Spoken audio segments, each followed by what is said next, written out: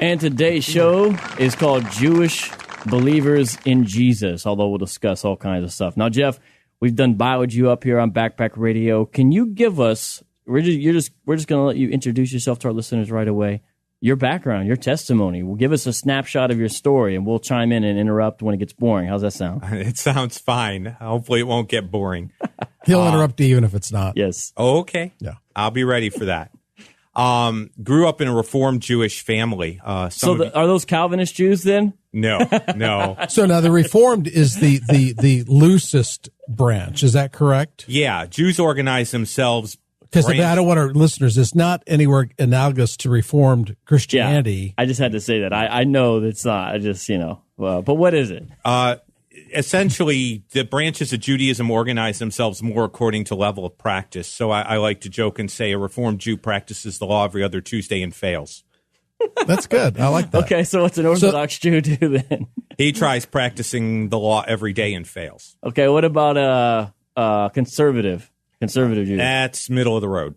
Okay, so he practices and fails every so often. Well, what else you got? Any others? But they all have that similarity. They fail. Yes. Yeah.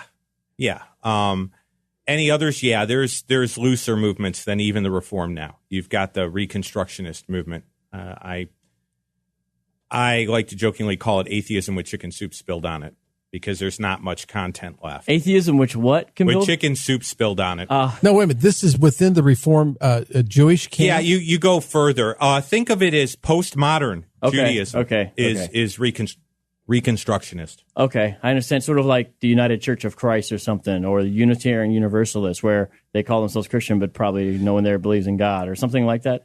Yeah, there's not much faith content anymore. It's just kind of practice. So that's so interesting, because again, in Christian circles, the Reconstruction movement, usually assigned with theonomy, is a very conservative within that. However you analyze them, and none of us here are Reconstructionists, but they believe the Bible. They're very conservative. They're postmillennial. They have certain doctrines that they hold to, but that's obviously, the language is quite different. Yeah, because the language in church circles relates to doctrine. The language in Jewish circles often relates to practice and interpretation of practice. Right, okay. And that's helpful to understand. Yeah. So what about you? Your background, I understand you were a lot of under the influence of your grandfather, especially in regards to this. Tell us a little bit about that. Well, he was a seminal figure in my life in a lot of ways, and came to live with us. And he was conservative Orthodox. His practice was pretty strict, but not necessarily as strict as some Orthodox Jews. Okay. And he made sure I had a Jewish education, although I was interested, and I was also the only grandson, which is a big deal in Jewish circles. Okay. The firstborn and the only grandson is like, a super important sort of position. And so he made sure I got that, and I was interested. And what does that practically look like? If you say he ensured that I got that influence or that worldview, what did that mean for you as an 8, 9, 10, 15-year-old? What does that look like? It looks like I'm going to synagogue. Why don't you go with me? Okay. It looks like you need someone to pay for Hebrew camp. I'm going to send you to Hebrew summer camp for 2 weeks. Okay. That sort of thing. Contact. Yeah. Making sure that happened. Now, you told me I don't know how much you want to say, but the relationship with parents, or at least father, is different, where there is more of a secular. So when you became a Christian, you sort of had all kinds of things going around. What about other family members? What's the background there, if you're able to share? Really, both my mom and her sister. Well, my mom was less observant. My mom's sister was more observant. But as far as the objections, it's interesting because I got it from both sides. I got some of the secular objections, and then I got the Jewish objections mixed in. Right. So really, you're kind of getting the worst of both worlds. Right. But it also taught you apologetics at a very younger age, I would guess. Yeah, I always claimed my dad would be horrified to discover he was my first apologetics teacher. Yeah. Well, hey, praise God. Well, what was the change then? What did the Lord do? What happened in your life to bring you where you are now?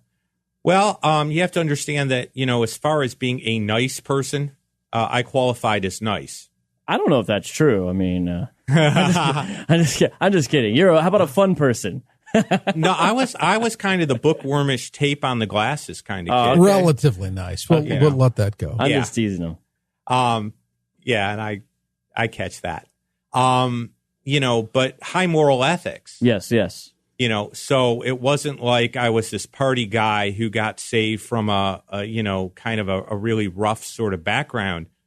I think for me, it was discovering, like Nicodemus, that, nice doesn't cut it. Okay. That I couldn't keep all the rules, that I couldn't do everything, that there were things inside me that I couldn't overcome. How did that realization happen? I had a high school girlfriend, and I had these real high standards, and I didn't quite keep them.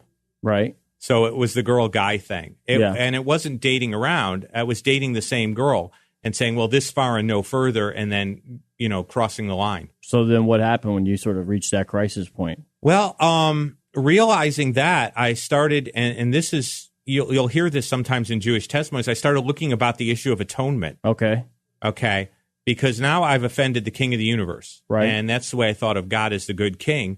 And now, where are you going to hide from the king of the universe? Okay. Where are you going to go? A high view of God led you to a serious contemplation of a violation of what you knew was his holiness. Yeah. Okay. Which led you to consider the atonement, which brought you where? Which brought me to the fact that fasting once a year and just trying real hard doesn't cut it. There was a prescription. You're referring to Yom Kippur? Yeah. Okay. Yeah, I'm referring to the fact that seeing that blood was necessary, and even seeing a change in Yom Kippur. Yom Kippur isn't celebrated the same way. So what changed? Can you explain that a little bit to our listeners? Sure. Nowadays, there's a lot of prayer. There's liturgy. There's corporate prayer. Okay. You use a prayer book, and there's fasting, and there's being real sorry, and there's hoping that you wake up the next morning. But something's missing. Oh, yeah. What's missing, Jeff? Yeah. You've heard of where's the beef? Well, it's where's the blood? Why is there no blood? And what did that lead you to ask next? Well, that exact question. What do you do when you don't have a place to do that? There's no temple. There's nothing of that in Judaism. It's been sucked out. That's why Judaism today isn't biblical Judaism. It can never be. So would it be possible? So what you're saying is the Jews today, no place, nowhere, practice Leviticus 16. They don't do any of those prescriptions of that day. Is that, Jeff, is that what you're saying? Yeah, I would say, unless there's some small group around doing something like that I don't know about, but mainstream Judaism doesn't do the sacrifices anymore. And if you ask a sincere person of the Jewish faith that was conservative, why? How might they respond to that? Well, they would respond in terms of the rabbis have created substitutes if you're talking to an Orthodox Jew, until the temple's rebuilt. So substitutes for the substitute. Yeah. Okay. Oh, they would actually say until the temple's rebuilt? Oh, for a real Orthodox Jew, there's an expectation that I think may still very well be there. Oh. Okay, so then, Jeff, where did that lead you in the scriptures? What happened, though? You didn't stay at crisis forever. Well, no. Then I had to, God let the temple be destroyed. Did he make a provision? It would seem that he would, as a loving God. Okay. It would seem that he would, as the God of Israel. Well, that's where Isaiah 53 really played a big part, because it showed me that there was a provision built in that had been planned for just such a contingency. So what happened when you turned to Isaiah 53? What I want to do is give a snapshot. When we return on the other segment, we'll kind of open up Isaiah 53 in full. But what did you see there, and how did the Lord use that? Well, the typical explanation you'll get from an Orthodox Jew is that Isaiah 53 refers to Israel. But you can't read the language that way. And so seeing it as Messiah, it's Messiah who bore our sins. Right. He was the provision, and that tied the provision to Messiah. All right, when we do this, Pastor Bob, what do you think? Let's open up our scriptures, Great Isaiah idea. 53, Sure. if you're not driving. And let's look at it a little bit, and maybe you can share apologetic, doctrinal, Christological reflection, as well as maybe some sprinkling of testimony, and we'll see what happens. We got 9 minutes. The next segment, I think that sounds like a good idea. What do you think? Sounds great. This beautiful picture of hope and grace motivates. And I don't want my fear to make this dope occasion go to waste. Change my outer garment, slow my pace. Yo, I brace myself to stand before Jehovah's face in the holy place. What's up? This is Backpack Radio. That's Shylin. Track called High Priest off his Stories album. A little bit about what we're talking about. Pretty tight, if you ask me. Pretty intense track right there. Anyways, this is your Doctrine, Theology, Apologetics show coming at you every Sunday night at 6 p.m. Please check out past shows at backpackradio.com. And today we're talking about Jewish believers in Jesus with Jeff Kran of Chosen People Ministries. And in case people were just tuning in or whatever, Pastor Bob, who are we talking to today? Give us a snapshot. Well, Jeff is a Jewish believer, raised in Chicago, raised by secular Jewish parents. However, he was greatly influenced by a Orthodox Jewish grandfather who lived with them, made sure that Jeff had the basis of a Jewish education. He came to faith in 1982 through a study of the evidence for the truth of Scripture, particularly Messianic prophecy. And I think with that, we were going to go to Isaiah 53 and talk a little bit about how that fits into your work today. And perhaps we can just open that up. Jeff, would you like to read from a section, or would you like Pastor Bob to read it in eloquent Hebrew, perhaps? Well, I'll focus in on a section. Surely he has borne our griefs and carried our sorrows, yet we esteemed him stricken, smitten of God. He was wounded for our transgressions. He was bruised for our iniquities, and the chastisement of our peace fell upon him, and by his stripes we are healed. All we like sheep have gone astray, and we have turned every one to his own way, and the Lord has laid upon him the iniquity of us all. So I just kind of centered in on that section. So that's Isaiah 53, starting with verse 4. Yeah. So tell us what's going on there. Tell us what you see. Tell us what's happening. Well, if you're in the chapters previous, you do see some language of Israel as the servant. But by the time you get here, I like to follow simple rules of logic. If two things are equal, you can substitute one for the other. And when I end up substituting Israel in there, it doesn't work. Because who's Isaiah writing to? Who's the our? Sounds like he's writing to Israel there. He's writing to Israel. Israel can't be suffering for their own sins and account for anything. Especially on Old Testament theology, right? Yeah. Okay. When you start sticking the ow in there, the our, which is in there in the original language, Isaiah is including himself. Okay. So, Jeff, at the break, you had said that a Jewish person today would see Isaiah 53 talking about the nation of Israel as opposed to the Messiah Christ. I just want to make sure that was clear for our listeners. And you're basically saying why that doesn't work. Yeah. The language. Now, by the way, vocab, I think liberal Protestants do the same thing. What, with the way they interpret it? Yeah, because I think both parties don't understand the ramifications of Isaiah 53, if it's really a prophecy of Christ. Yeah. And the specificity of his work on the cross, and neither want to go there. Neither the non-believing Jew nor the non-believing Gentile wants to go there. Yeah, you've got punishment for sin, for one, and liberals aren't real keen on that. Mm-hmm. So what else is going on there, and what's important for people to take away from Isaiah 53, Jeff? Well, I think the idea of substitution is really important to take away. The last part of 6, where the Lord has laid upon him, that transference that was going on in the introductory song there is clearly being pictured. Someone's in the place of or in the stead of. Okay. Some other group or someone else.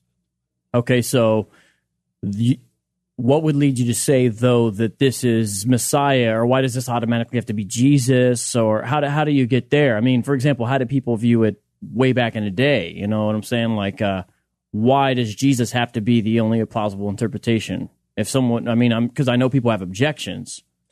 Yeah, one of the things that really is helpful is that we have the scriptures interpreted the way they were interpreted in Jesus' day. So when he went to temple and he heard the scriptures read, he heard them read in Aramaic translation. Okay. And the Aramaic translations put Messiah right in the text. Okay, so in Isaiah 53, you would have Messiah in there letting you know this is how we view this text. You would have some of those translations clearly pointed that way. And then beyond that, up until the 12th century, this was understood as Messiah. It's a thinker called Rashi that begins to introduce the Israel idea.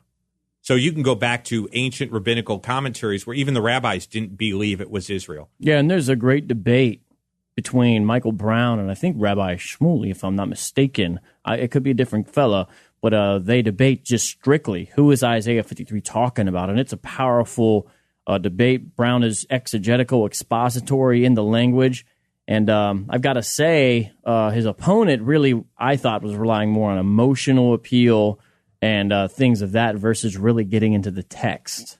I don't know if you've seen that. I imagine you have. Yeah. Oh, yeah. And I know of Dr. Michael Brown, and I know of Shmuley, and that's sort of the way Shmuley tends to come at things, is a little on the visceral side. Right. And, even in the early church, we read the book of Acts.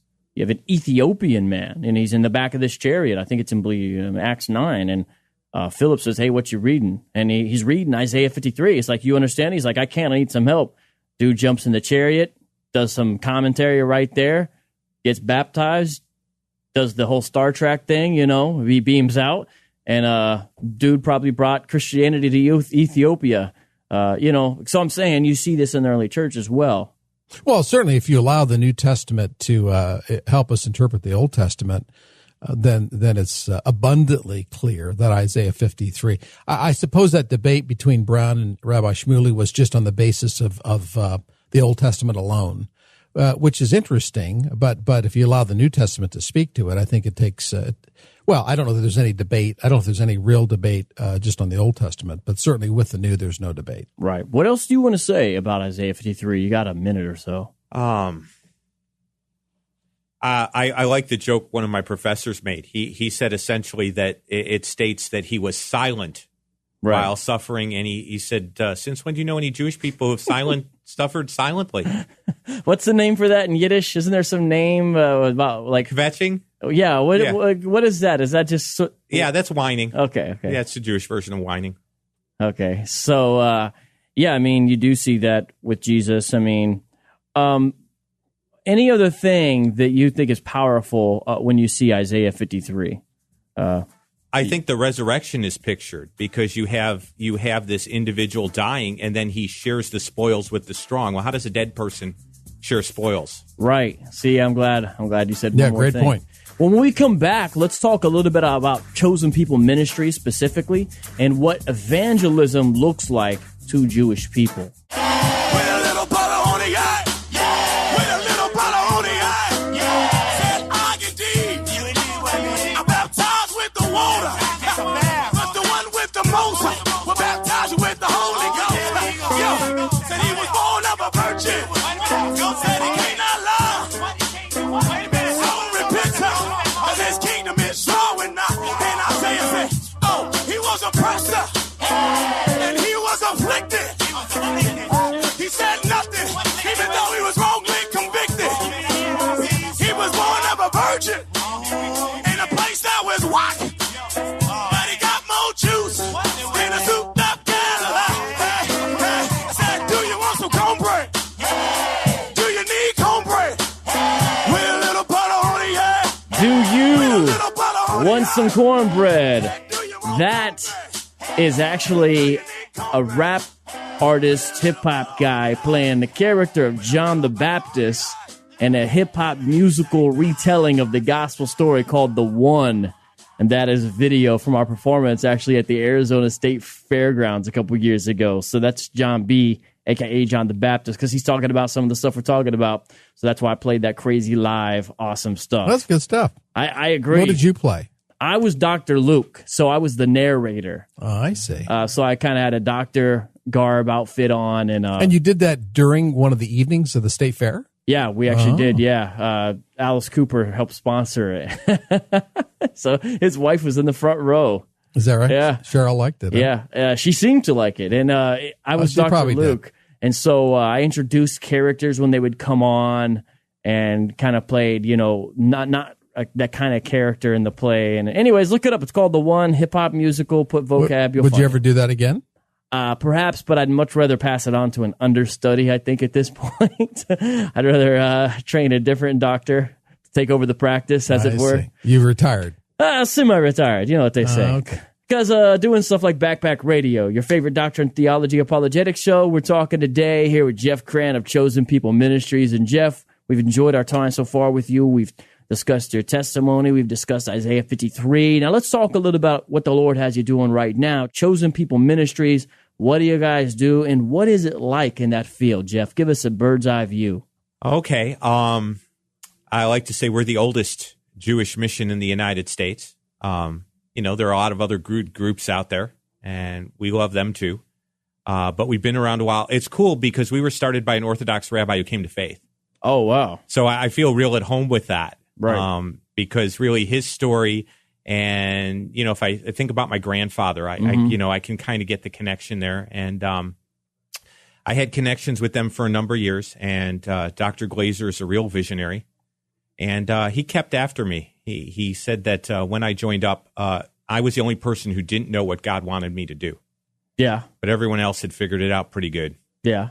And it's different in different fields. If you're in New York City, you go into Grand Central Station and you distribute tracts and you do various other things, but you got a whole lot of people hanging outside. Right.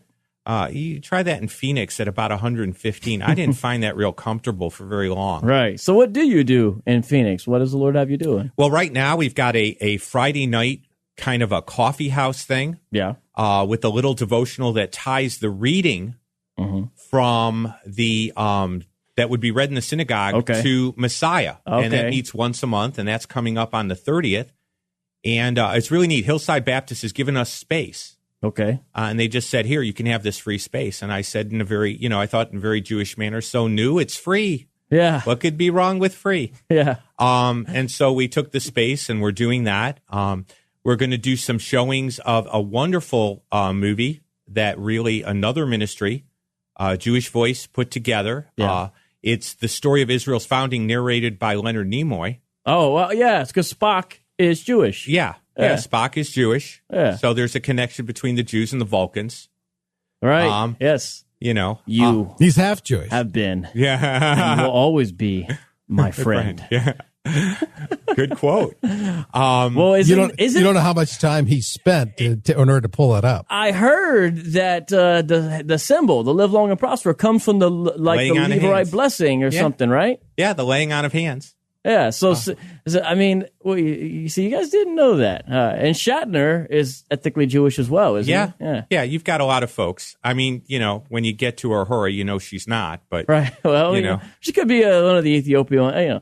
But okay. So what about education? That's how we met. What do you got going on as far as education? We mentioned that a little bit, but tell us that because I think it's interesting.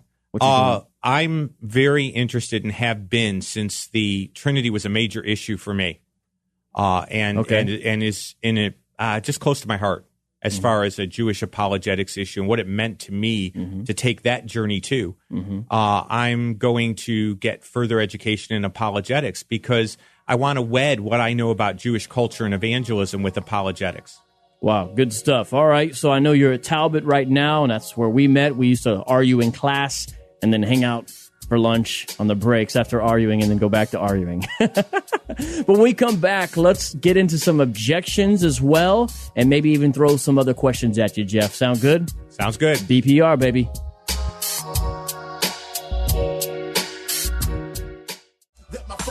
Will see another dawn. I admit it's a strange sight, but tonight it's on. I'm applying the blood to the door. Welcome back to Backpack Radio. We're with Jeff Kran from Chosen People Ministries and Vocab. One thing I'll say is the content of these rap songs is a whole lot better than a lot of the Christian songs many churches sing every Sunday.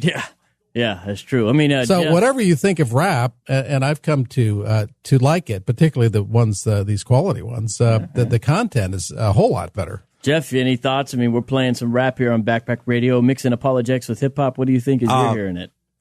I wasn't a rap fan, but I almost want some information on these guys. I sent you the email when we first met. That's Hazakim. That song's called Passover Lamb. The The whole album's like that. They got a song called Genesis 32. They got a song called It Is Written, Book of Books. They got a song all about theophanies. I mean, some amazing stuff. Yeah, and my kids would just probably get into this stuff. And there's even a local Phoenix rapper who's also ethnically Jewish, the Rep, who we played a couple weeks ago. So there's even guys. I think here he's in just town. got a new gig here. I could see Jeff's mind going there when you mentioned that. You could be like rapping in Hebrew. All right. Hey, so Jeff, we're already in the last segment, so let's get into some of the issues. You're interested in evangelism, and so we mentioned at the break. Let's start with the Trinity and/or faith and works. Let's cover at least those two. When you're speaking to a non-Christian Jew today, and yet their Judaism is important to them, it's their background, it's their training. Those two issues, how do you go about it? One of the things that I would point out to someone, again, my dad isn't religious, but he knows the objections. With faith and works is Jewish people, as far as their services, have something called the Siddur. It's a prayer book, kind of like the Church of England has a prayer book. Okay, like the Common Prayer. And the thing is, there are prayers that are considered central, and they're all creedal.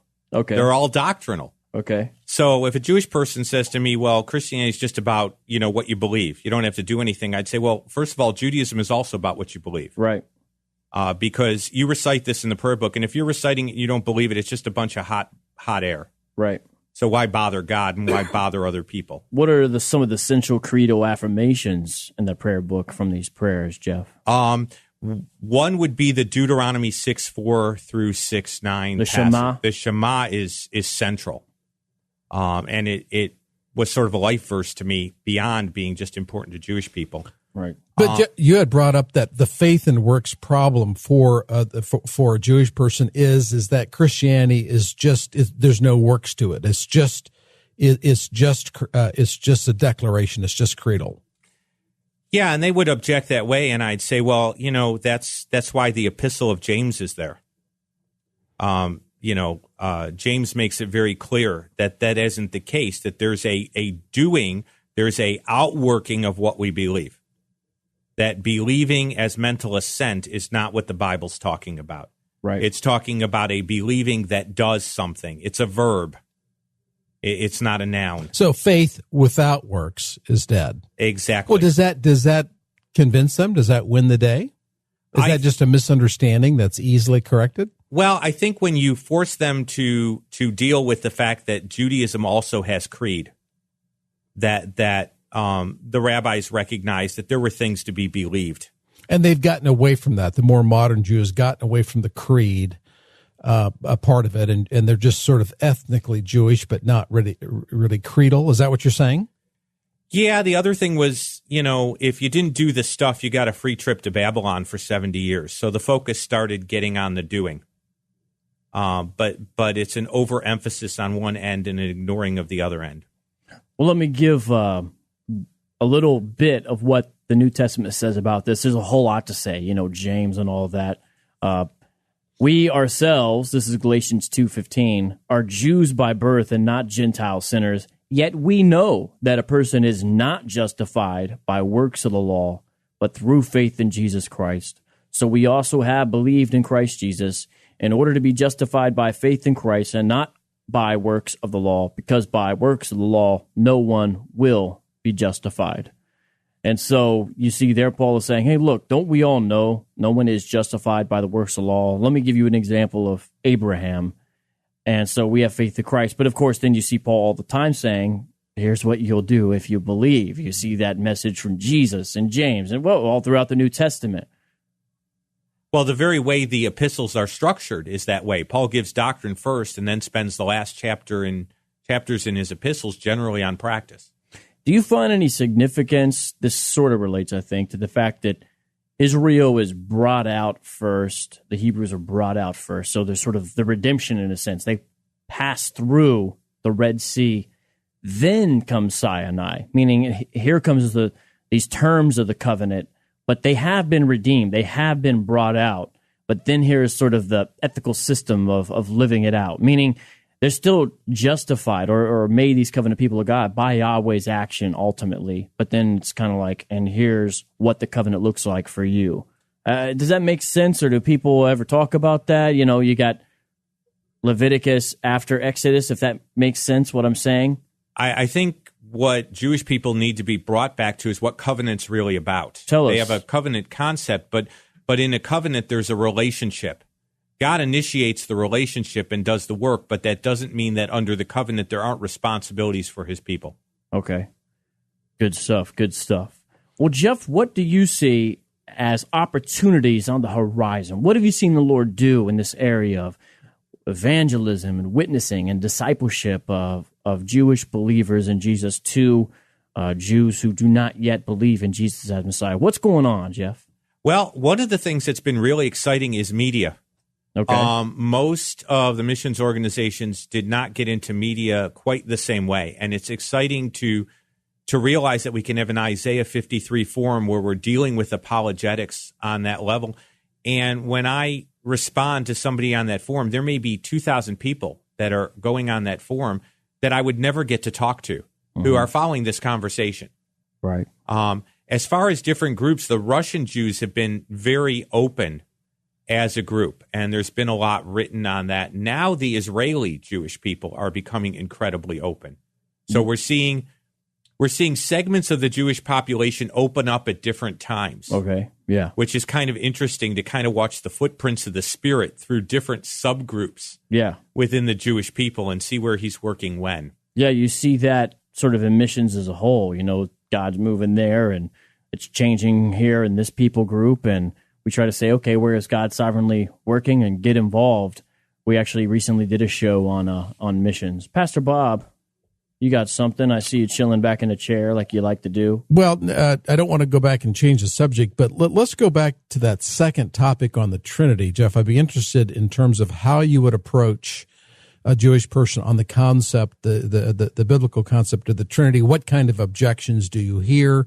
And what kind of success rate, if I can put it that crassly, do you have with regard to that discussion? You know, I always think of my dad. The God I'm not sure exists is one and not three. You know, did he actually say that, or is that just a clever way to put it? Those are his words. So he was he's not sure it existed. He was an agnostic, but he was sure it was one God. Right. As somebody who's not even sure God exists, I'm at least certain against the Trinity. That's such an interesting line. There's all kinds of things wrapped up in there. But what do you say, Jeff? I say, you know, rather than just turn to the New Testament or New Covenant, can I show you that there's been this mystery here all along? And what the Trinity does is it explains the mystery of how God is one. What do you point to? Oh, I point to things like Exodus 16. What's going on there? It's so cool. You have kvetching. You have whining. They're whining against Moses. They're going to kill him. And Moses says, look, the glory of the Lord has heard your complaints against the Lord. Right. And he will meet with you. And so the glory of the Lord is a person. Oh, I see. And that's what brought me to Talbot. That's where I'm doing my doctoral work. I'm excited about that whole area where I can say, look, this is the extension of something that's been going on. This isn't a non-Jewish thing. This is a part of the story that our people have been ignoring. And so that gets me really excited to say there's a story playing out here, and this is part of it. And we've been ignoring that. We've been downplaying that part of the story, and we need to get it together and look at that. Well, what else do you point to? Do you point to, for example, the encounter with Abraham before Sodom and Gomorrah? Yeah. Genesis 18. Yeah, 18. I would point to that. I go to Exodus 3, the angel of the Lord's God. Okay. The Lord saw that Moses had turned to look at the bush. And who's in the bush? The angel of the Lord's in the bush. Right. Those are the backgrounds of John 1 and Hebrews 1:3, where Jesus is the radiance of his glory, the Shekinah, the Shekhinah. Okay. Those are the background of those passages. Right. Baba, what up? Well, again, is that something that I guess he who has ears to hear will hear, but is that something that a lot of your non-believing Jewish person says that's really insightful? I hadn't thought about it, and they're receptive? Not necessarily at first, because there are cultural objections too. I mean, Jewish people don't want to assimilate. They don't want to disassociate from the people. They're part of the people. And so there are all these, then there are historic objections. But here's what I can say. Sometimes with evangelism with Jewish people and apologetics, you remove the roadblocks to try and get to the real issues. Get rid of the false facade, strip away all that stuff and get down to, and sometimes you have to strip away that old varnish and that old paint. Of course, that sounds like pretty good advice for any kind of evangelism that we would have to do. I mean, obviously, certain culture groups and backgrounds would have different emphasis, but I think what you just said is good advice for everybody. Well, we have 2 minutes. Let's see if you can answer this question we got from a listener in 2 minutes, Jeff. Ready?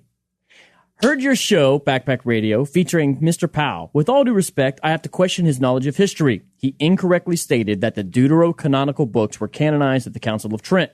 Actually, the entire canon of Scripture was canonized at the Council of Rome by Pope Damasus in the year 382, again agreed upon at the Council of Hippo, and again at the Council of Carthage. Yes, the Bible you are using and studying today was given to you by the Catholic Church. Frank Benitez, Phoenix, Arizona. He's talking about the Apocrypha. I'd be curious to get your perspective on the Apocrypha, if you could give us your snapshot answer. Snapshot answer. Yeah. Jesus says you've killed all the prophets from Abel to Zechariah. The Jewish order of the Scriptures was the law, the prophets, and the writings in Jesus' day. The last book of the Bible was 2 Chronicles. That's where you'll find Zechariah. Abel is in the first book. Jesus upholds the Jewish canonization of the Old Testament. And so why do you say the Catholic Church is misguided then ultimately in canonizing the Apocrypha? Because Jesus didn't believe it was inspired. I think that's a pretty good answer. Excellent answer. Wow. Hey, not bad. Jeff, you got 20 seconds to give your final shout-outs or teach us a Hebrew word or say one other thing. What do you want to do? Just say shalom, and it was great to be here. Thanks. Thanks for coming, Jeff. Great show. Appreciate your time. Yeah, we really do appreciate it. You've been a great guest. Thank you very much today, Jeff Kran.